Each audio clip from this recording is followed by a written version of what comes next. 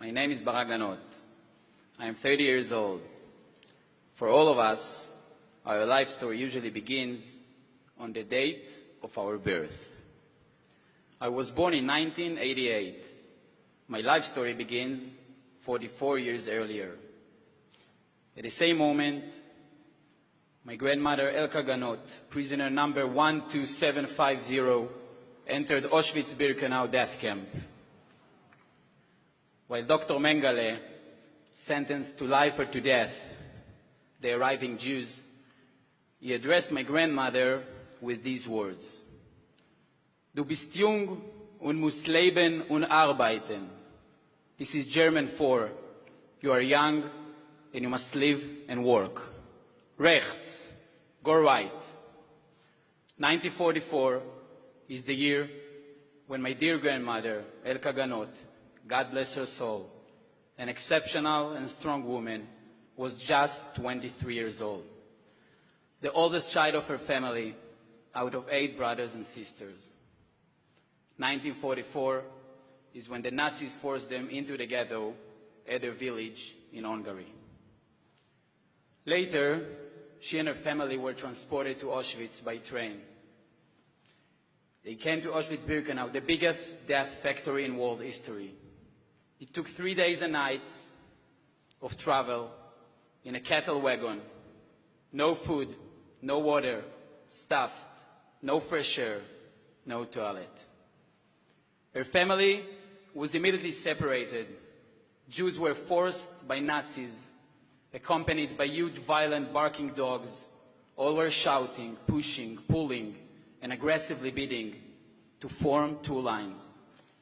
The left line, old women, sick-looking women and children were sent to the gas chambers.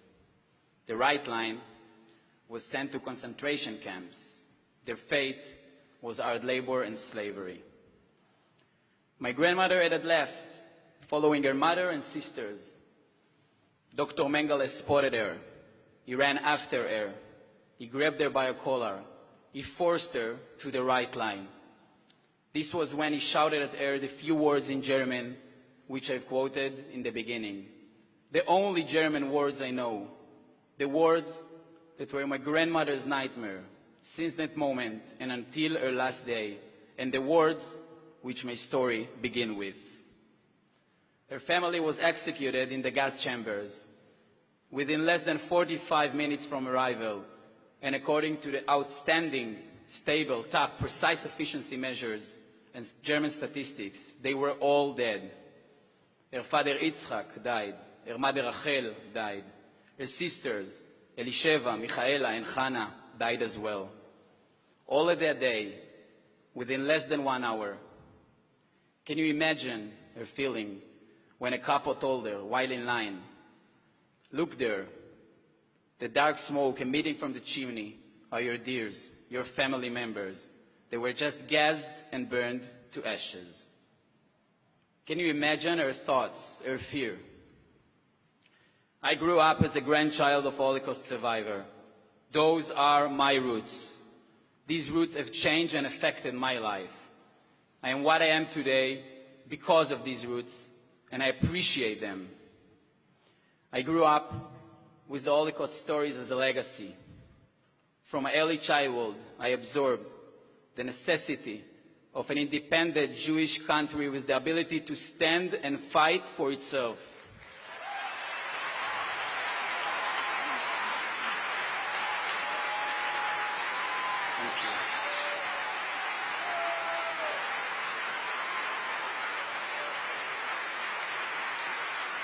A country which its Jewish citizens will never again be slaughtered as cattle.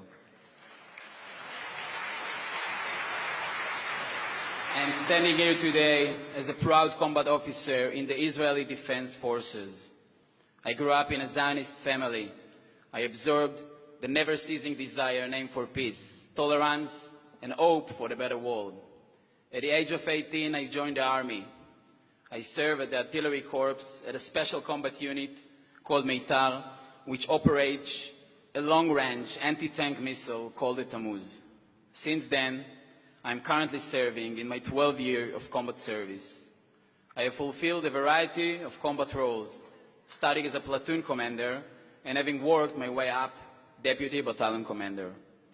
I took part in 2 operations in Gaza, protected 3 different borders, defended many villages in Judea and Samaria, arrested hundreds of terrorists, and restored peace during countless riots. But in spite of all that I've seen, nothing impacted me more than what I witnessed through my binoculars in the Syrian city Quneitra in late 2011. At the time, I was serving as a company commander, responsible for 100 soldiers on Israel border with Syria. My mission was to monitor a portion of the Syrian border next to Quneitra Pass. One afternoon, on a relatively normal day, as the sun was shining and the beautiful green fields stood silent, black vehicles belonging to the ruthless Syrian shadow militia entered Quneitra and shattered the peace.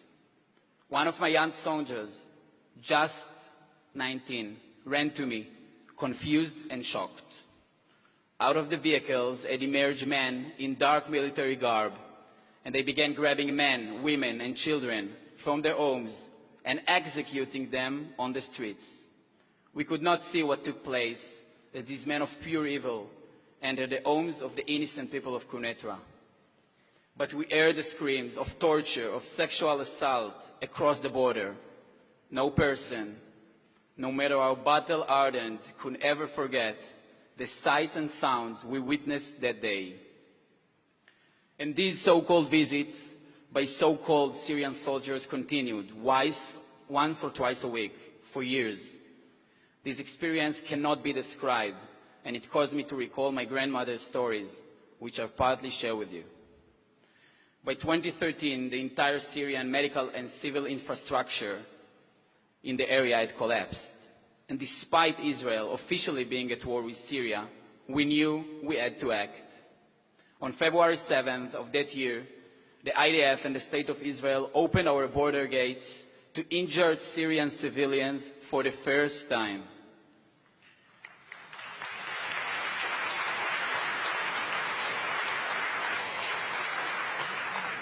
I was the company commander that accomplished this unusual and special mission. We provided medical aid to citizens from an enemy country. At the beginning, we were tense. We did not know what to expect. As a company commander, I wondered, are they really injured or just pretending to be and wish to execute a terror attack? But soon it became a daily routine. Injured Syrians kept crossing the border, and Israeli soldiers kept collecting them and treating them in the nearby hospital. Currently, the IDF established the aid activity fully controlled by the Northern IDF Command. I want to share with you some facts and figures. To date, more than 500,000 Syrian citizens killed, 20,000 of them children, more than 13 million displaced, over 11,000 civilians tortured to death, over 4 million refugees.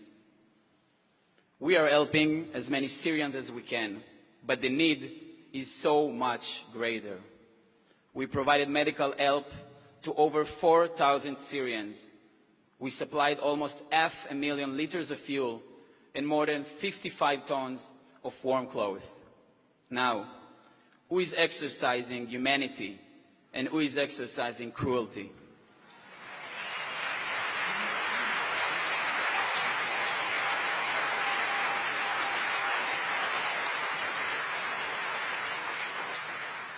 Israel is in a rough, unstable, and complicated neighborhood.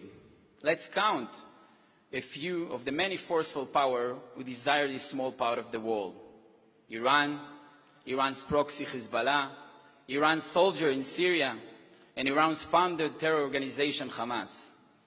Iran is seeking to build permanent military bases in Syria, creating front headquarters for attacking the State of Israel, attempting to build an empire in the Middle East.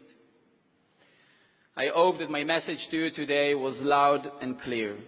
we will keep our spirit to protect Israel from its enemies.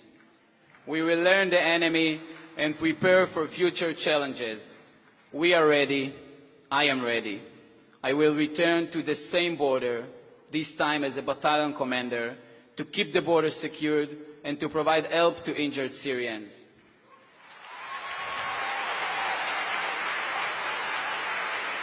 We, the IDF, will make the world a better place. We will keep a strong army to protect the state of Israel. We will carry the beacon of light to and for a better world. I will never forget my promise, committed at the age of 22, at the same cursed land called Auschwitz. There, in area A14, I found my grandmother's barrack.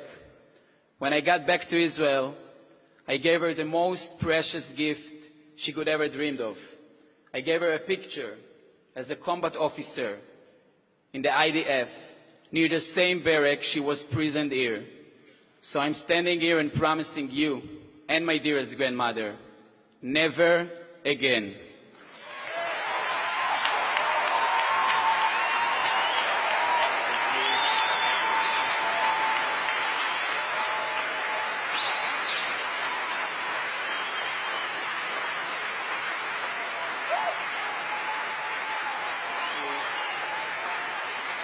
I wish that my grandmother could stand with us here in this room. She would see how much you care about Israel and your warm welcome. And I'm saying, as she would say, Todah Rabba, thank you very much.